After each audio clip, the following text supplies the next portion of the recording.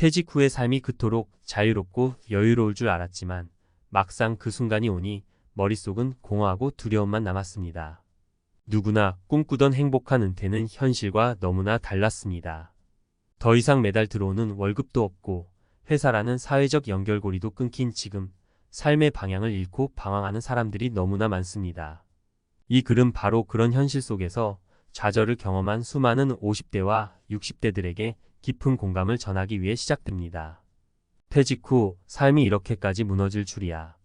50대에 숨겨진 고통. 퇴직 후 삶의 무게는 더 크게 다가옵니다. 퇴직은 많은 사람들에게 꿈꿔왔던 제2의 인생의 시작으로 여겨지죠. 하지만 현실은 그렇게 낭만적이지 않습니다. 정기적인 수입이 끊기고 사회적 관계가 단절되며 자기 자신마저 무가치하게 느껴지는 순간들.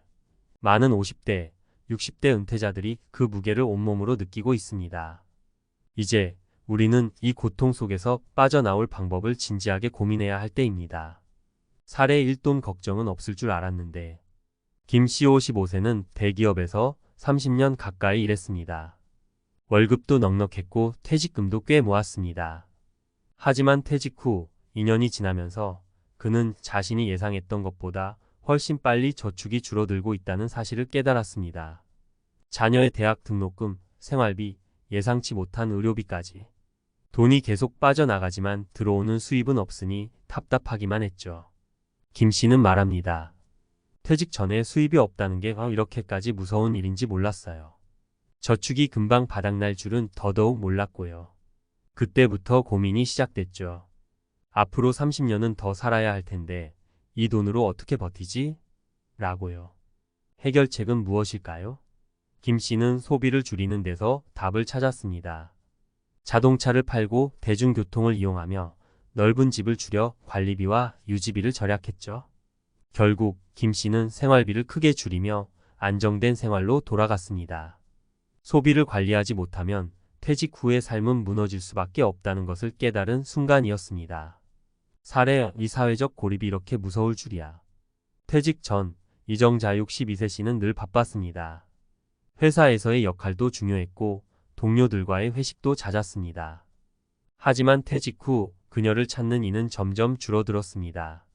하루 종일 집에만 있으니 자연히 외로움이 밀려왔죠. 처음에는 쉬는 게 좋았지만 시간이 지날수록 우울감이 심해졌습니다. 정자 씨는 퇴직 후 외로움과 싸우며 말합니다. 아무도 나를 필요로 하지 않는 것 같았어요. 어디에도 소속되지 못한 느낌이 들더라고요. 마치 투명 인간이 된 것처럼요. 그녀는 지역 커뮤니티 센터에 강좌에 등록하며 사람들과 다시 관계를 맺기 시작했습니다. 독서 모임, 요가 수업, 자원봉사 활동 등을 통해 새로운 소속감을 느꼈죠. 정자 씨는 말합니다. 다시 사람들과 연결되니까 삶의 활력이 돌아왔어요. 퇴직 후에도 누군가와 함께한다는 건 정말 중요한 일 같아요. 살해 3내가 할 수 있는 일이 없을 줄이야. 퇴직 후 박민수 58세 씨는 자신이 할 수 있는 일이 없다고 느꼈습니다. 그는 평생 직장인이었는데 이제 와서 뭘 할 수 있을까? 라는 생각에 사로잡혀 스스로를 한계에 가뒀죠. 하지만 그는 퇴직 후 한 유튜브 영상을 보고 생각이 바뀌었습니다. 영상의 주제는 퇴직 후 배워야 할 새로운 기술들이었죠. 박 씨는 그때부터 자격증 공부를 시작했습니다. 소형 전기차 정비 기술을 배워 지금은 작은 공방을 운영하며 제2의 인생을 살고 있습니다.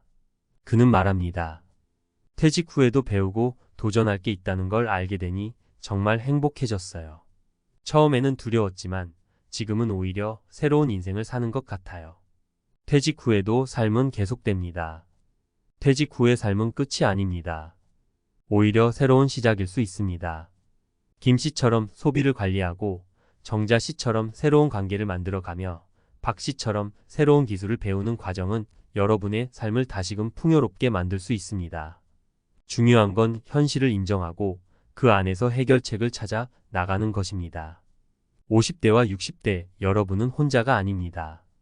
삶이 무너졌다고 느껴질 때 한 발짝 내딛는 용기가 필요합니다. 그 작은 한 걸음이 미래를 바꿀 수 있다는 사실을 기억하세요. 퇴직 후 삶을 재설계하는 법 전문가가 전하는 현실적 조언. 퇴직 후 문제를 직시하는 것이 시작입니다. 퇴직은 누구에게나 큰 전환점입니다.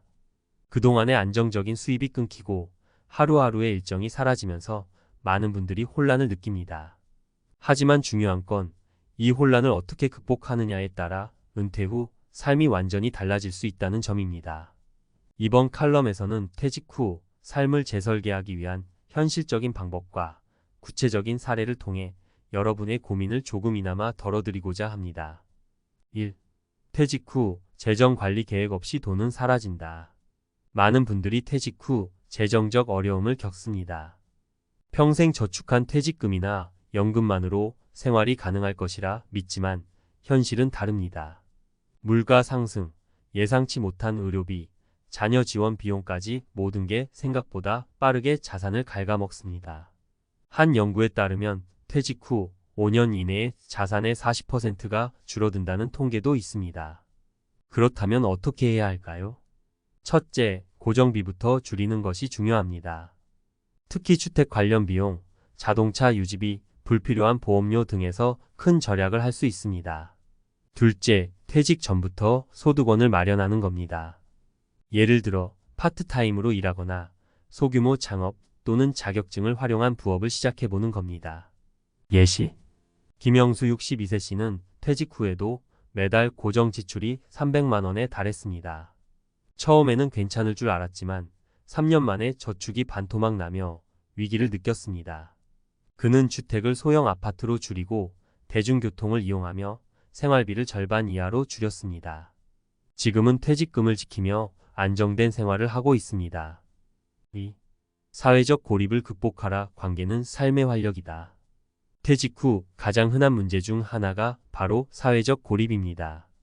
직장에서의 동료, 네트워크가 사라지면 자연스럽게 외로움이 찾아옵니다. 심리학적으로도 사람은 관계 속에서 자존감을 느끼는 존재이기 때문에 관계가 단절되면 우울증으로 이어질 가능성이 높습니다. 그렇다면 어떻게 해야 할까요? 퇴직 후에는 의도적으로 사회적 관계를 만들어야 합니다. 지역 커뮤니티에 가입하거나 동호회 활동에 참여해보세요. 봉사활동은 보람도 느끼고 새로운 사람들과 연결되는 좋은 방법입니다. 온라인 플랫폼을 활용해 같은 관심사를 가진 사람들과 소통할 수도 있습니다. 예시: 박정자 59세 씨는 퇴직 후 1년 동안 집에만 있었습니다. 외출도 줄고 사람들과의 대화도 끊기면서 점점 우울감이 깊어졌죠. 그러다 우연히 근처 도서관에서 열린 독서 모임에 참여하며 다시 활력을 되찾았습니다. 지금은 봉사활동도 병행하며 지역 사회에서 활발히 활동 중입니다. 3. 새로운 도전을 두려워하지 마라. 배움과 도전이 삶을 풍요롭게 한다. 퇴직 후 많은 분들이 이제는 뭘 해야 할지 모르겠다며 자신감을 잃습니다. 하지만 새로운 것을 배우고 도전하는 건 은퇴 후 삶의 활력을 불어넣는 최고의 방법입니다. 뇌과학적으로도 새로운 학습은 해마이포 캠퍼스를 활성화해 치매를 예방하고 전반적인 인지 기능을 향상시킨다고 합니다. 예시: 이민호 57세 씨는 퇴직 후 무료함을 느꼈습니다. 그는 우연히 접한 온라인 강의를 통해 사진 촬영을 배우기 시작했고 지금은 작은 사진 스튜디오를 운영하며 즐거운 제2의 인생을 살고 있습니다. 새로운 것을 배우니 다시 살아가는 재미가 생겼어요. 라는 그의 말처럼 배움은 은퇴 후의 삶을 활기차게 만듭니다. 4. 퇴직 후 삶은 재발견의 시간이다. 퇴직은 끝이 아니라 새로운 시작입니다. 단, 그 시작이 원활하려면 준비가 필요합니다. 먼저 재정적인 안정을 확보하세요. 지출을 줄이고 새로운 소득원을 고민해야 합니다. 둘째, 사회적 관계를 소중히 하세요. 사람들과의 연결이 삶의 질을 좌우합니다. 셋째, 새로운 도전을 받아들이세요. 새로운 기술을 배우거나 관심사를 탐구하는 것은 삶을 풍요롭게 만듭니다. 퇴직 후의 삶이 어렵게 느껴질지라도 그 안에는 여전히 기회와 가능성이 있습니다. 중요한 건 두려움에 주저앉기보다는 작은 변화라도 시작하는 용기입니다. 퇴직 후에도 여러분의 삶은 충분히 빛날 수 있습니다. 지금 이 순간부터 한 걸음씩 새로운 길을 만들어 가세요.